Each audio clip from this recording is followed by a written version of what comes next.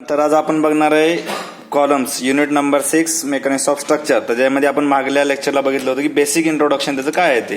ठीक आहे, तर आपण crippling load, safe crippling load काढायचे मागल्या वेळेस म्हणलं होतं की दोन सायंटिस्टनं फॉर्म्युले काढले आहेत. पहिल्याचं नाव होतं युलर्स आणि दुसऱ्याचं नाव होतं रँकाईन. तर युलर्सचं थिअरी आपण बघूता. लॉंग आणि शॉर्ट कॉलम आपण बघितले होते. जो कॉलम बक्कल होतो त्याला लॉंग कॉलम म्हणतो आणि जो कॉलम क्रश होतो त्याला शॉर्ट कॉलम म्हणतो. तर ठीक आहे, चला बघूत आपण कोण काय म्हणलं ते. Euler's theory for long column. Long column साठी काय केलं, युलर्सनं थिअरी काढली. काय म्हणतोय की ही थिअरी फक्त डिपेंड आहे लॉंग कॉलम साठी युलर्सची. ओके, तर याच्यामध्ये काय काढू शकतो, फक्त बकलिंग लोड काढू शकतो. क्रशिंग लोड का नाही काढणार, कारण की तो शॉर्ट कॉलम साठी असतो. ओके, तर याचे काही अजम्पशन आहेत. युलर्स अजम्पशन काय सांगतो, the load on the column is exactly axial, म्हणजे टोटल लोड जो तुमचा कॉलमवरचा आहे तो सेंटर मधनं पास झाला पाहिजे. हे युलर्सचं पहिलं अजम्पशन आहे. ओके, नंतर काय, the self weight of column is neglected, म्हणजे स्वतःचं जे वजन आहे कॉलमचं तो या युलर्सनं काय केलं, निग्लेक्ट केलंय. पण ऍक्च्युअल साईटवर ते निग्लेक्ट करता येत नाही. Okay, the column is long. Okay, कारण की थेरी कशाची आहे, लॉंग कॉलमची असल्यामुळे कॉलम कसा पाहिजे, लॉंग असला पाहिजे. आणि fails due to bending or buckling, म्हणजे फेल कसा झाला पाहिजे, bending or buckling, not crushing. The material of the column is perfectly homogeneous. Okay, isotropic and obey Hooke's law. Hooke's law काय सांगतो, stress is directly proportional to strain within elastic limit. Homogeneous म्हणजे सगळं material तुमचं compacted पाहिजे. Isotropic म्हणजे काय, प्रत्येक ऍक्साइलला तुमची प्रॉपर्टी सेम पाहिजे.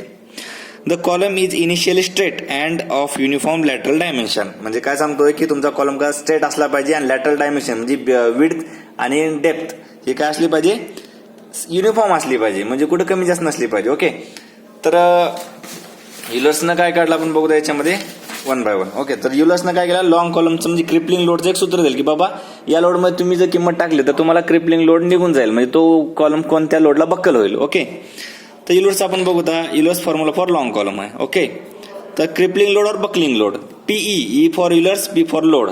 Okay, pi square E I minimum divide by L E square. L E म्हणजे काय, इफेक्टिव्ह लेंथ, जे की आपण 4 कंडिशन बघितल्या होत्या. ई म्हणजे modulus of elasticity in the form of newton per m m square, आणि I means moment of inertia. Okay, but there is a minimum inertia because minimum radius of gyration असल्यामुळे या ठिकाणी काय येईल, minimum moment of inertia, म्हणजे I x x काढायचा आहे, I Y Y काढायचा, दोघातला मिनिमम घ्यायचा आहे. ओके, हे फॉर्म्युला तुम्हाला सगळ्यात महत्वाचं असणार आहे. प्रत्येक ज्या ठिकाणी युलर्स तुम्हाला विचार त्या ठिकाणी तुम्हाला फॉर्म्युला पुट करायचा आहे. Pi square E I minimum divide by L E square. Okay, आता फॅक्टर ऑफ सेफ्टी काय असतं, it is the ratio of buckling load to the safe load, म्हणजे आपण स्ट्रेस कर्व मध्ये पण बघितलं होतं की मॅक्झिमम लोड वर असतो, सेफ लोड खाली असतो. याच्यावर याला काय म्हणतात, फॅक्टर ऑफ सेफ्टी. आता मला जर फॅक्टर ऑफ सेफ्टी काढायचं असेल तर काय होईल, फॅक्टर ऑफ सेफ्टी इकडे जाईल आणि सेफ लोड इकडे जाईल आणि फॅक्टर ऑफ सेफ्टी इकडे येईल. पुढली डेफिनेशन काय, सेफ लोड. सेफ लोड म्हणजे काय, it is the ratio of buckling load to the factor of safety. ही पार्टीत जाईल, हा पार्टीत येईल. ओके, ही झाली सेफ लोड काढायचे. डिझाईन लोड, डिझाईन मध्ये तुम्हाला ऍक्च्युअल डिझाईन करायचं, म्हणजे 100 किलोमीटर तुम्हाला जर डिझाईन करायचं तर फॅक्टर ऑफ सेफ्टी तुम्ही किती घेताय त्यांना मल्टिप्लाय करायचं ऍक्च्युअल लोडला, म्हणजे तुमचा काय निघेल, डिझाईन लोड. तुम्हाला महत्वाचे आहेत हा आणि तुम्हाला हा, सगळ्यात महत्वाचं दोन फॉर्म्युला. ओके, पुन्हा एकदा आपण काय करतो, एंड कंडिशन बघूया, जे की आपण मागल्या लेक्चरमध्ये बघितले आहेत. आता प्रत्येक प्रॉब्लेम मध्ये हे तुम्हाला एंड कंडिशन पाठ पाहिजे. जर कॉलमचे दोन्ही एंड जर हिंज असतील, both ends are hinge, L effective is equal to L E, मग टोटल लेंथ आहे तेवढी तुमची इफेक्टिव्ह लेंथ असते. बोथ एंड्स आर फिक्स असेल तर तुमची काय असते, इफेक्टिव्ह लेंथ एल बाय 2 असते. जेवढी लेंथ असते त्याच्या निम्मा असते. वन एंड फिक्स आणि अदर इज हिंज तर काय असते, एल रूट 2 म्हणजे 0.707 एल. आणि वन एंड फिक्स आणि अदर जी फ्री असेल तुमची असते L is E is equal to 2 L. ठीक आहे, अशा पद्धतीने आपण विचारतो प्रॉब्लेम कसे पडतात ते बघा. हा पहिला प्रॉब्लेम तुमच्या समोर मी दिलाय. A column having diameter of 300 mm. Okay, म्हणजे काय भाऊ, डायमीटर आहे म्हणजे तुमचा काय, सर्क्युलर आहे. ओके, काढला सर्क्युलर मध्ये डायमीटर 300 mm दिलाय. अँड 5 मीटर लेंथ, लेंथ म्हणजे काय दिली तुमची, एन लिहिली 5 meter. Okay, both ends are hinge, काय म्हणते, दोन्ही एंड्स हिंज आहेत. हिंज असेल तर आपली कंडिशन काय असते, बोथ एंड्स आर हिंज याचं इफेक्टिव्ह लेंथ तर टोटल लेंथ, जेवढी इफेक्टिव्ह लेंथ आहे तेवढी तुमची टोटल लेंथ असते. Okay, determine the Euler's crippling load. या ठिकाणी युलर्स म्हणलं त्यामुळे युलर्सचा फॉर्म्युला वापरायचा. E is equal to 2 × 10⁵ newton per mm square. तर स्टेप बाय स्टेप बघतो आपण. गिवन काय दिलं, डायमीटर दिला 300 mm, mm मध्ये आहे. ओके, लेंथ दिली 5 मीटर, ते mm मध्ये करावं लागेल 5000 mm. ओके, मी 5000 mm केली. नंतर काय इफेक्टिव्ह लेंथ, इफेक्टिव्ह लेंथ काय, both ends are hinge, hinge आहे म्हणजे जेवढी इज इक्वल टू तेवढी, म्हणजे एलई किती असणार आहे, जेवढी तुमची लेंथ असणार आहे. लेंथ किती आहे 5000 mm, म्हणजे एलईची किंमत किती झाली 5000 mm. काढायचं युलर्स फॉर्म्युला. युलर्स फॉर्म्युला काय सांगतो? पाय square EI minimum divide by LE square. Okay. तर या ठिकाणी आता आय एक्सेस आणि IYचा मिनिमम घ्यायचा आहे. पण मला माहिती आहे की सर्क्युलरचा आय एक्सेस आणि IY सेम असतो. किती असतो? Pi by 60.2d4. Pi by 60.2d किती आहे तुमचा? 300. तर 300चा चौथा आहे. उत्तर किती आलं तुमचं? ऑन कॅल्सी आपण काढू तर पाय बाय 64 इंटू 300चा चौथा आला आन्सर किती? 397.60. 397.607 इंटू 10⁶ mm⁴. युनिट काय असं? mm⁴. तर आता किंमत काय टाकायचं याच्यामध्ये टाकून टाका. चला घ्या. PE is equal to pi square E आहे तुमचा 2 इंटू 10⁵ इंटू आय मिनिमम, दोघांचा मिनिमम म्हणजे सेमच असणार आहे, 397.607 into 10⁶ divide by LE square. LE किती आहे? 5000चा स्क्वेअर. ओके. आफ्टर कॅल्क्युलेशन तुमचं उत्तर येईल 31.3938 इंटू 10⁶ न्यूटन. हे जर मला किलोमीटर मध्ये काढायचं असलं काय असतं? 1 किलोमीटर म्हणजे 1000 न्यूटन असतं. त्याला 1000 डिवाइड केलं 31.3938 इंटू 10⁻³ किलो न्यूटन. मग तुमचा इतक्या लोडला तुमचा काय होईल? कॉलम बक्कल होईल. ओके. हा झाला तुमचा पहिला प्रॉब्लेम. सेकंड प्रॉब्लेम बघूया काय आहे ते. चल बघा. A column of square section. Square म्हणजे काय? B is equal to D. Okay. 150 into 150 mm is 3 meter long. Okay. It is fixed at both ends. म्हणजे काय म्हणलं? दोन्ही एंड काय आहेत? फिक्स आहेत. Find the Euler's critical load on column. Take E is equal to 175 GPa. या ठिकाणी हे वेगळं आलंय. सेम लेंथ किती आहे? 3 मीटर. MM मध्ये करून घ्या. 3000 mm केली मी. ओके. इफेक्टिव्ह लेंथ कंडिशन काय? Both ends are fix. Both ends are fix असलं कंडिशन काय असतो? L is equal to L/2. L is equal to L/2 म्हणजे 3000 भागिले 2 म्हणजे 1500 काय आलं तुमचं? इफेक्टिव्ह लेंथ आली. हा. 175 GPa म्हणजे काय असतं? 10⁻³ फक्त मल्टिप्लाय करायचं. 175 इंटू 10⁻³ न्यूटन पर mm².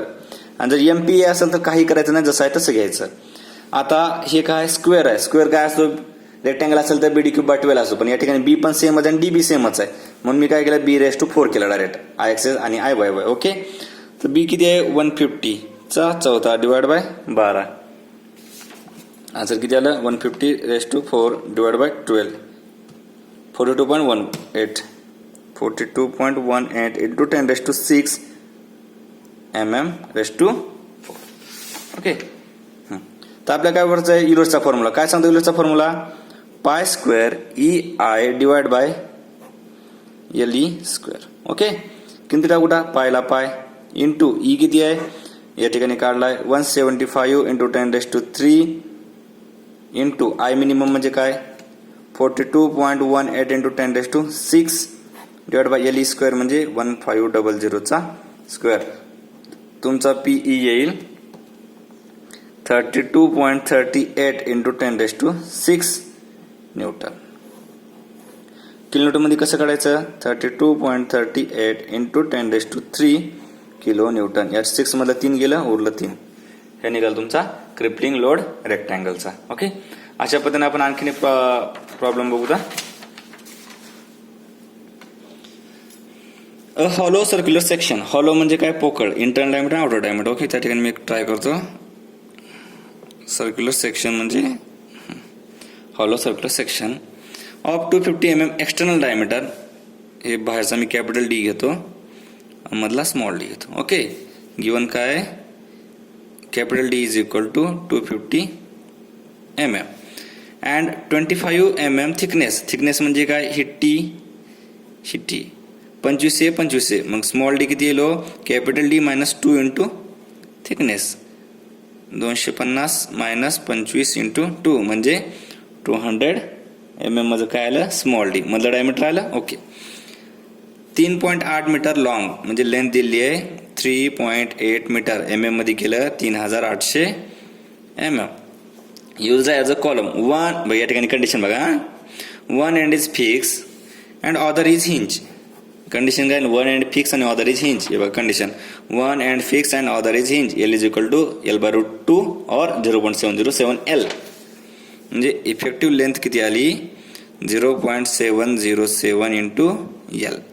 0.707 इंटू एल किती आहे तुमचा लेंथ 3800. 0.707 इंटू 3800 उत्तर किती आलं 2686.6 2686.6 mm. ओके, याला मी राऊंड फिगर करून घेतो 2687 mm. Okay, calculate safe load. Safe लोडचं सेम सूत्र काय, सेफ लोडला काय काढावं लागेल, पहिले बकलिंग लोड काढावं लागेल आणि फॅक्टर ऑफ सेफ्टीने डिवाइड करावं लागेल. तर बकलिंग लोड काढायचं आणि फॅक्टर ऑफ सेफ्टी तुम्हाला गिव्हन आहे.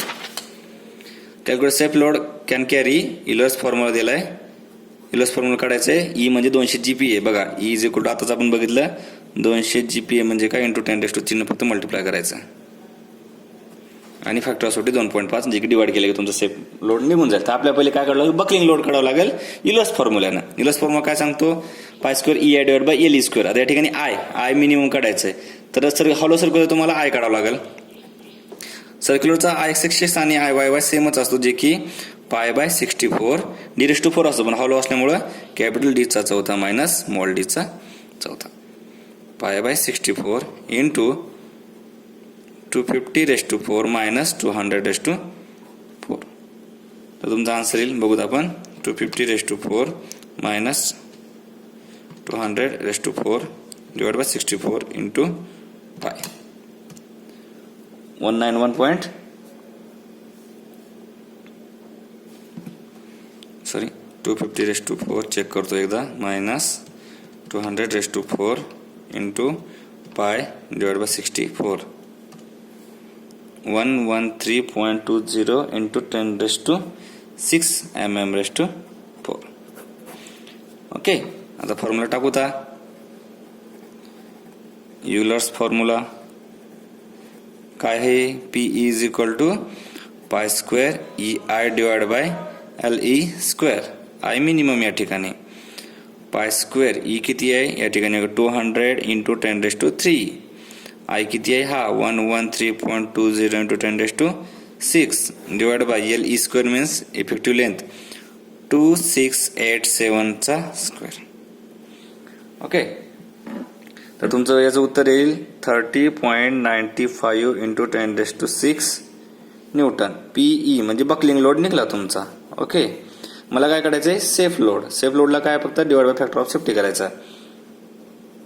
Safe load is equal to PE divide by factor of safety 30.95 into 10⁻⁶ divide factor of safety किती आहे 2.5. 30.95 डिवाइड बाय 2.5 किती आलं उत्तर 12.38. 12.38 इंटू 10⁻⁶ न्यूटन तुमचा काय आला सेफ लोड आला. किलो न्यूटन मध्ये केलं तर काय होईल 12.38 इंटू 10⁻³ किलो न्यूटन तुमचा P सेफ. ओके, अशा पण तुम्हाला युलर्सवर आपण प्रॉब्लेम बघितले. तर पुढल्या लेक्चरमध्ये आपण बघूया रँकाईनवर प्रॉब्लेम. Okay, thank you.